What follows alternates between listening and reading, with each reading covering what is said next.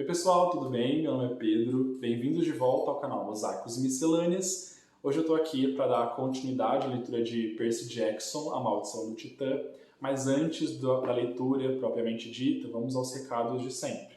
Primeiro, lembre-se de curtir o vídeo e compartilhar, assim você ajuda bastante na divulgação do nosso canal. E também ative o sininho. Toda vez que você ativa o sininho, sempre que um vídeo novo for postado, você vai ser notificado, assim você consegue, com mais facilidade, acompanhar todas as nossas leituras, os novos projetos e as sagas que estão acontecendo aqui no canal. Tudo certo? Bom, recados dados, livro anunciado, então vamos dar continuidade à leitura de Percy Jackson, A Maldição do Titã, capítulo 6. Um velho amigo morto vem visitar. Na manhã seguinte, após o café da manhã, contei a Groover sobre meu sonho. Estávamos sentados na campina, observando os sátiros correrem atrás das ninfas do bosque pela neve. As ninfas haviam prometido beijar os sátiros caso fossem pegas, mas nunca eram. Em geral, a ninfa deixava os sátiros se aproximar bastante e então se transformava numa árvore coberta de neve, e o pobre sátiro se chocava contra ela impetuosamente, e ainda acabava coberto por uma pilha de neve. Quando contei a Groover o pesadelo, ele começou a torcer no dedo o pelo desgrenhado de sua perna. O teto de uma caverna desabou sobre ela? Perguntou ele. Sim. Que diabos isso quer dizer? Groover balançou negativamente a cabeça. Não sei, mas depois do que Zoé sonhou... Epa! O que está dizendo? Zoé teve um sonho assim? Eu não sei exatamente. Por volta das 3 da manhã, ela foi à casa grande e exigiu falar com Creel. Parecia que estava em pânico. Espere, como é que você sabe disso? Groover enrubesceu. Eu estava mais ou menos acampado do lado de fora do chalé de Artemis. Pra quê? Só para estar, você sabe, perto delas. Você é um rastejador com cascos. Não sou não. E seja como for. Eu a segui até a casa grande, me escondi no arbusto e observei tudo. Ela ficou transtornada de verdade quando Argus não a deixou entrar. Foi uma cena um tanto perigosa. Tentei imaginá-la. Argus era o chefe da segurança do acampamento. Um sujeito grandalhão e louro com olhos pelo corpo todo. Ele raramente aparecia, a menos que alguma coisa muito séria estivesse acontecendo. Eu não gostaria de apostar uma luta entre ele e Zoe Doce Amarga. O que foi que ela disse? Perguntei. Groover fez uma careta. Bem, ela começou a falar numa linguagem muito antiquada quando ficou nervosa. Assim foi meio difícil entender, mas era algo sobre Artemis, estar em apuros e precisar das caçadoras. Então ela chamou Argus de energúmeno. Acho que é algo ruim. Então ele a chamou de... Ei, espera. Como é que Artemis pode estar em apuros? Bem, Bom, finalmente Creel apareceu de pijamas e seu rabo de cavalo e com bobs e... Ele usa bobs no rabo? Groover cobriu a boca. Desculpe, disse eu. Continua. Bem, Zoe disse que precisava da permissão para deixar o acampamento imediatamente, e Creel não concedeu. Ele lembrou a Zoe que as caçadoras deveriam permanecer aqui até receberem ordens diretas de Artemis. E ela disse... Groover engoliu seco. Ela disse, como é que vamos receber ordem de Artemis se ela está perdida? Como assim perdida? Como se ela precisasse de informações para se localizar? Não. Acho que ela quis dizer desaparecida, levada, sequestrada. Sequestrada? Tentei me acostumar com a ideia. Como é que se pode sequestrar uma deusa imortal? Como isso é possível? Bem, sim, quer dizer, aconteceu com Perséfone. Mas ela era, a deusa das flores. Groover pareceu bastante ofendido. Da primavera, que seja. Artemis é muito mais poderosa. Quem poderia sequestrá-la e por quê? Groover balançou a cabeça negativamente e infeliz. Não sei. Cronos? Ele ainda não pode ter todo esse poder. Pode? A última vez que tínhamos visto Cronos, ele estava em pedacinhos. Bem, nós não o víamos de verdade.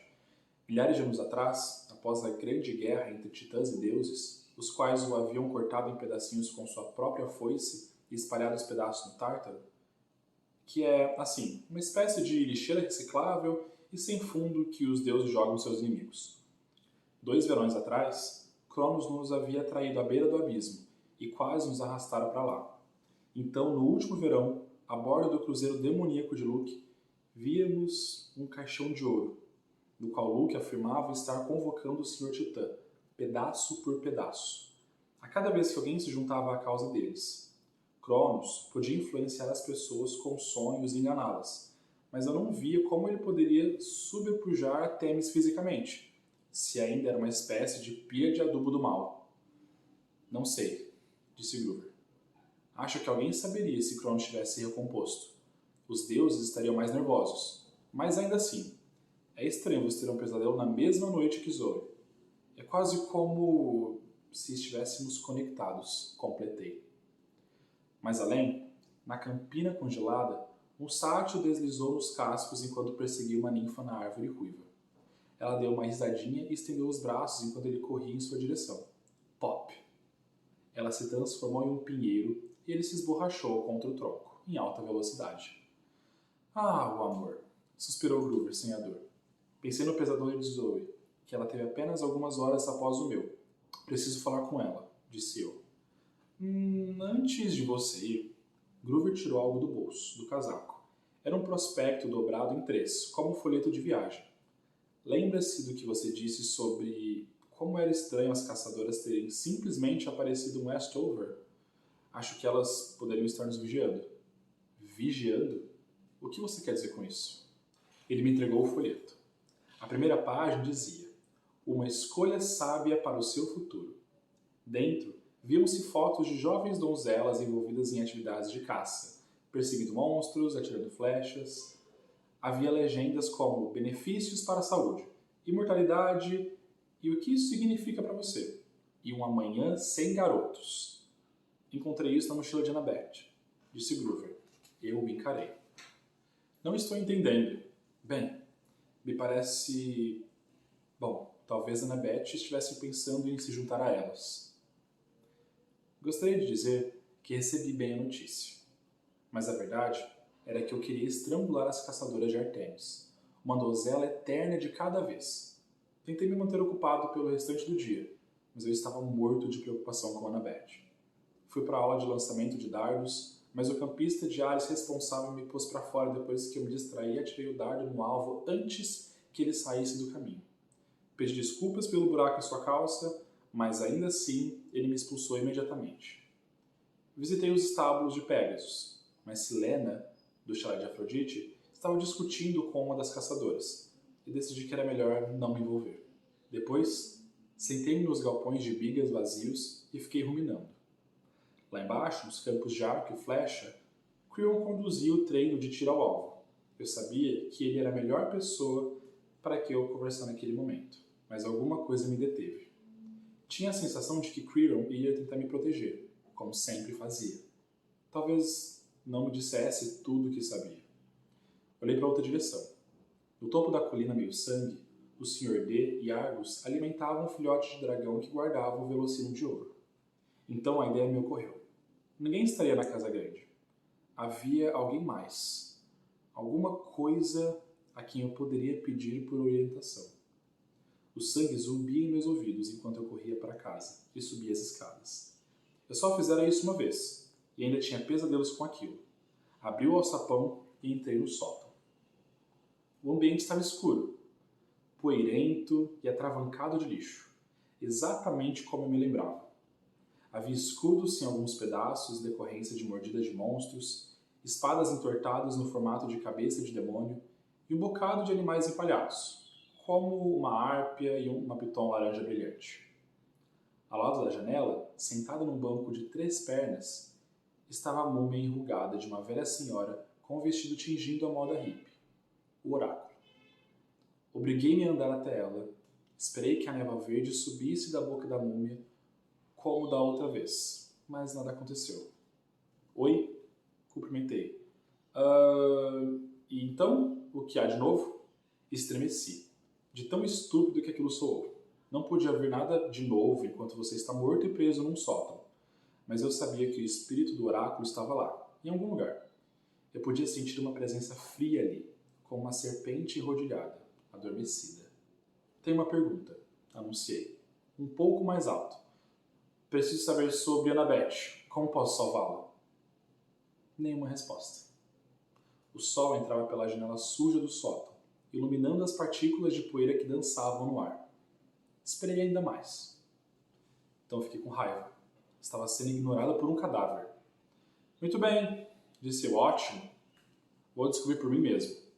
Virei-me e esbarrei numa mesa grande, cheia de souvenirs. Parecia mais amontoado de coisas do que da última vez em que eu estivera ali. Os heróis guardavam todo tipo de objeto no sótão. Troféus de busca que já não queriam mais em seus chalés, ou objetos que traziam lembranças dolorosas. Eu sabia que Luke havia guardado uma garra de dragão em algum lugar por ali. Aqui havia deixado uma cicatriz em seu rosto. Havia um cabo de espada quebrado com a etiqueta.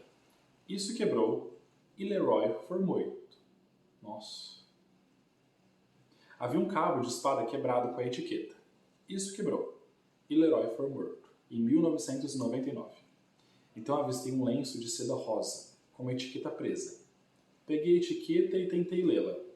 Lenço da deusa Afrodite, recuperado em Aqualândia, Denver, Colorado, por Annabeth Chase e Percy Jackson. Fiquei olhando o lenço. Eu havia me esquecido completamente dele. 2 anos antes, Annabeth tomara esse lenço das minhas mãos e dissera algo como: "Ah não, fique longe da magia do amor." Eu simplesmente havia suposto que ela jogaria fora. No entanto, estava ali. Ela o guardara esse tempo todo e por que havia escondido no sótão? Voltei-me para a múmia. Ela não se movera, mas as sombras em seu rosto faziam parecer que estava sorrindo de alguma forma horripilante. Larguei o lenço e tentei não sair correndo em direção à saída.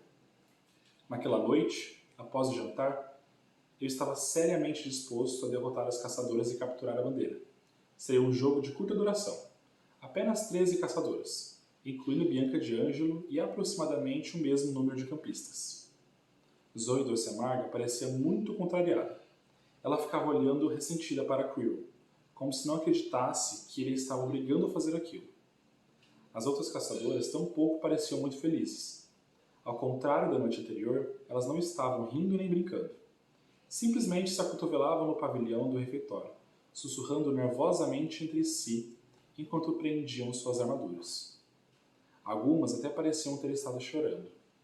Creio que Zoe lhes havia falado de seu pesadelo.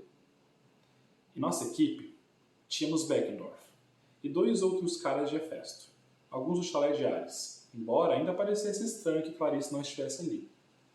Os irmãos Stowe e Nico do chalé de Hermes, e algumas crianças de Afrodite. Era estranho que o chalé de Afrodite quisesse participar do jogo. Em geral, eles se sentavam à margem, conversavam e ficavam olhando seus reflexos no rio, e coisa assim. Mas quando souberam que íamos enfrentar as caçadoras, ficaram ávidos para ir. Vou mostrar a elas como o amor é desprezível, grunhou Silena enquanto prendia a armadura. Vou transformá-las em pó. Com isso, restávamos Thalia e eu. Eu assumo o ataque, ofereceu-se Thalia. Você é a defesa. Hesitei, pois estava prestes a dizer o mesmo, só que ao contrário. Você não acha que com o escudo e tudo, não é melhor você ficar na defesa? Thalia já tinha Aegis no braço, e mesmo nossos colegas de equipe estavam mantendo uma certa distância dela, tentando não acovardar-se diante da cabeça de bronze da Medusa. Bem, eu estava pensando que ele constituiria um ataque melhor, disse Thalia. Além disso, você tem mais prática com a defesa. Fiquei em dúvida se ela estava zombando de mim. Eu tinha tido algumas experiências bem ruins com a defesa na captura da bandeira, no meu primeiro ano. Annabeth havia me colocado como uma espécie de isca. Eu quase fora morto com lanças e depois quase devorado por um cão infernal. Está bem, sem problema. Menti. Legal. Thalia virou-se para ajudar alguns filhos de Afrodite que estavam tendo dificuldades para vestir suas armaduras sem quebrar as unhas. Nico de Ângelo correu até mim com um sorriso aberto no rosto. Percy, isso é incrível! O capacete de bronze com pena azul estava caindo em seus olhos, e a couraça no peito era uns 6 números maior. Perguntei-me se eu tinha ficado tão ridículo quando chegar ali, e infelizmente era provável que sim. Nico levantou a espada com esforço. Bem, vamos chegar a matar a outra equipe? Bem, não. Mas as caçadoras não são imortais? Só morrem se caírem em batalha. E além disso, seria incrível se a gente simplesmente assim ressuscitasse quando fosse morto, para que pudesse continuar lutando. E... Nico, isso é sério. Espada de verdade, elas podem machucar. Ele me fitou, um tanto desapontado. E percebi que tinha falado como minha mãe. Puxa, isso não era nem um bom sinal. Dei tapinhas no ombro de Nico. Ei, é legal. Apenas siga a equipe. Fique fora do caminho de Zoe e vamos arrasar. O casco de Quiron ecoou no chão do pavilhão. Heróis! Chamou ele.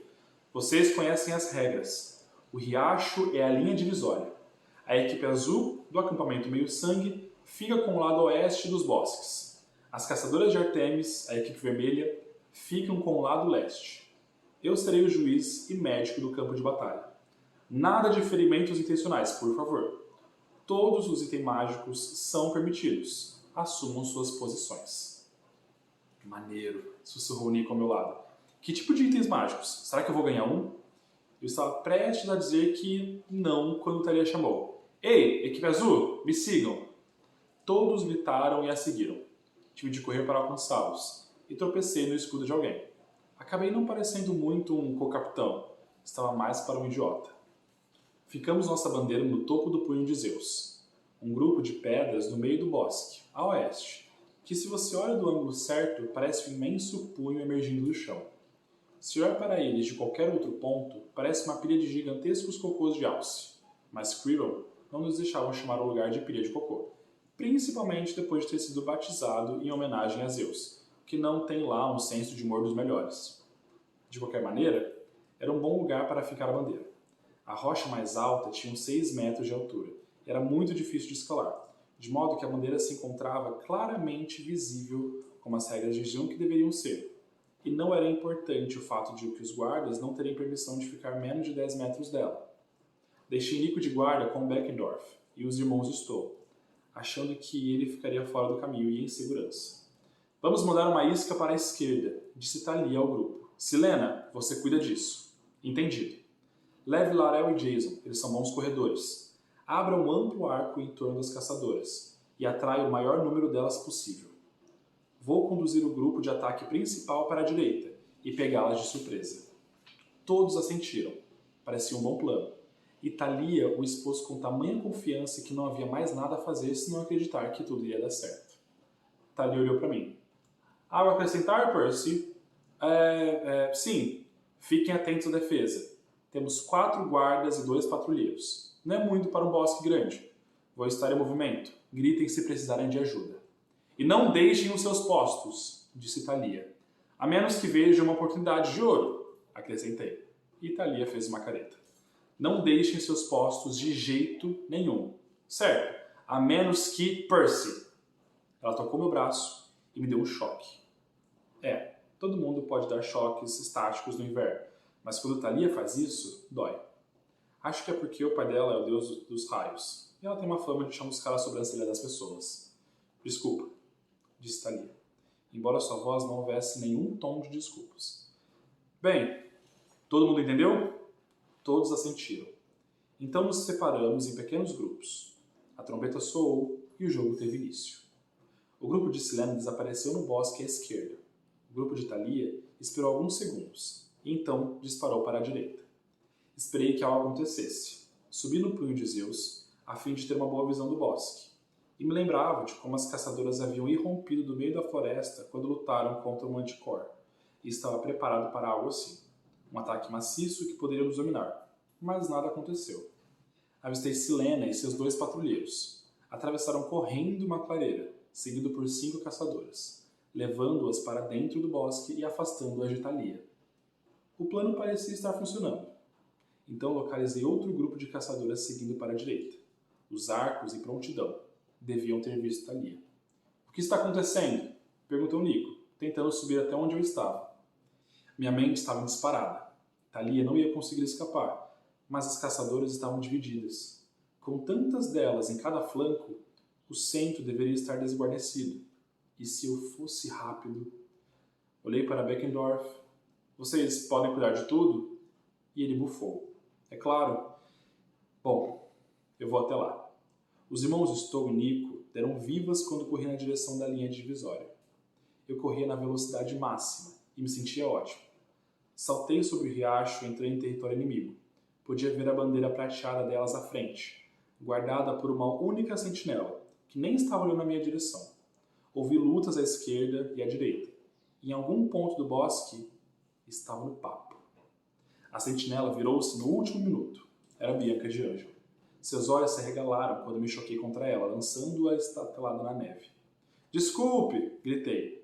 Arranquei a bandeira de seda prateada da árvore e saí em disparada.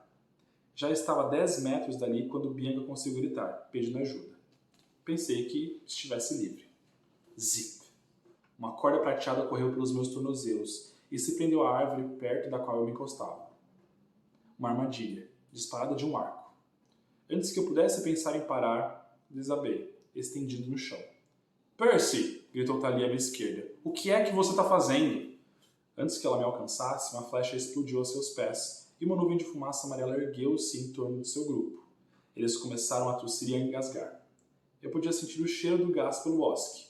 O horrível cheiro de sulfura. Isso não é justo, arqueou Thalia. Flechas de pum são antidesportivas. Levantei-me e recomecei a correr.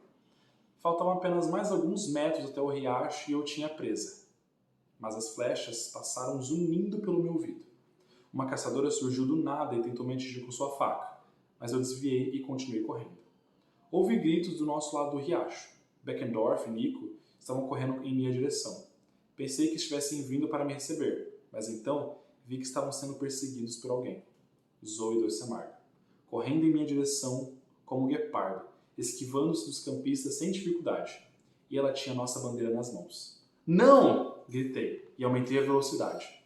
Estava a menos de 1 metro do riacho quando Zoe alcançou o seu lado, chocando-se contra mim por garantia. As caçadoras estavam vivas enquanto ambas as equipes chegavam ao riacho. Quirrell surgiu do bosque com um ar soturno. Ele levava os irmãos Stowe nas costas, e parecia que ambos haviam sofrido golpes feios na cabeça.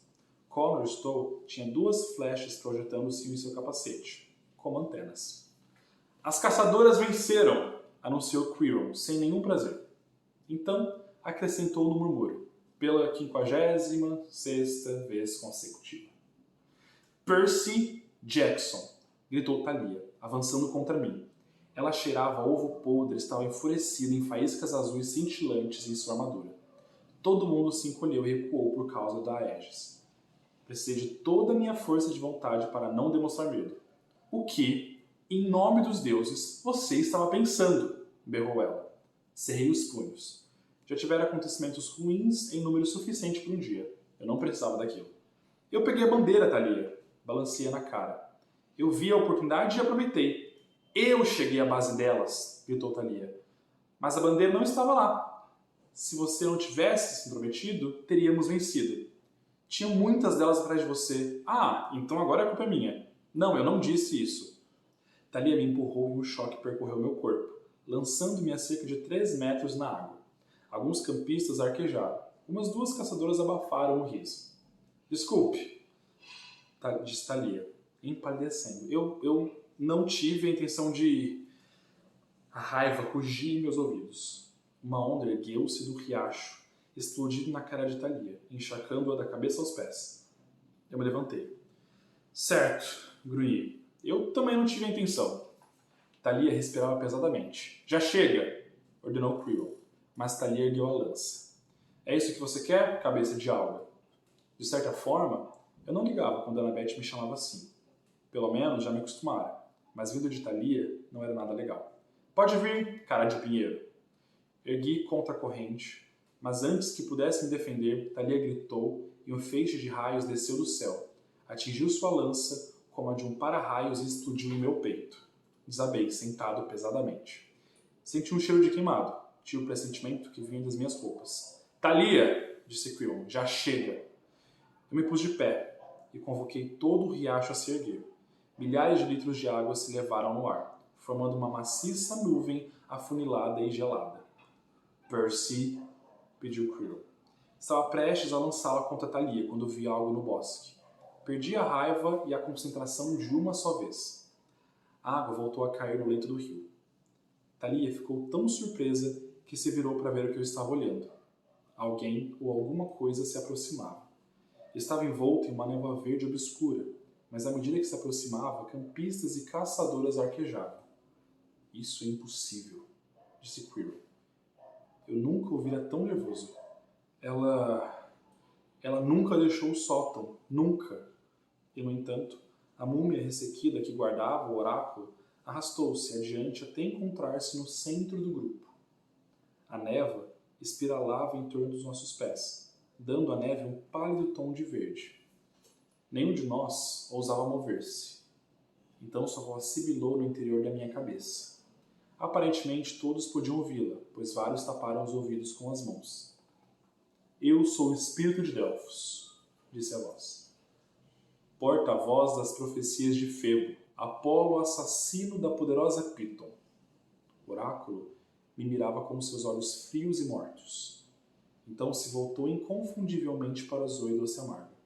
Aproxime-se, buscadora, e pergunte. Zoe engoliu em seco. O que preciso fazer para ajudar a minha deusa? A boca do oráculo se abriu, deixando sair a névoa verde. Eu vi a imagem imprecisa de uma montanha e uma garota de pé no pico árido. Era Artemis, mas estava envolta em correntes, aguilhoada às pedras. Estava de joelhos, as mãos erguidas como se para defender-se de algo que a atacava, e parecia sentir dor. O oráculo falou. A oeste, 5 buscarão a deusa acorrentada. Um se perderá na terra ressecada.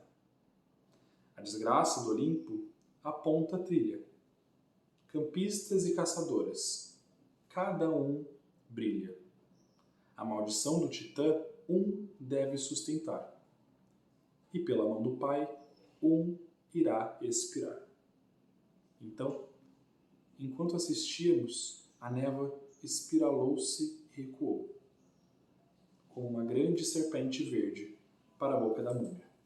O oráculo sentou-se numa pedra e tornou-se tão imóvel quanto estivera no sótão, como se fosse ficar sentado ali, à margem do riacho, por mais 100 anos.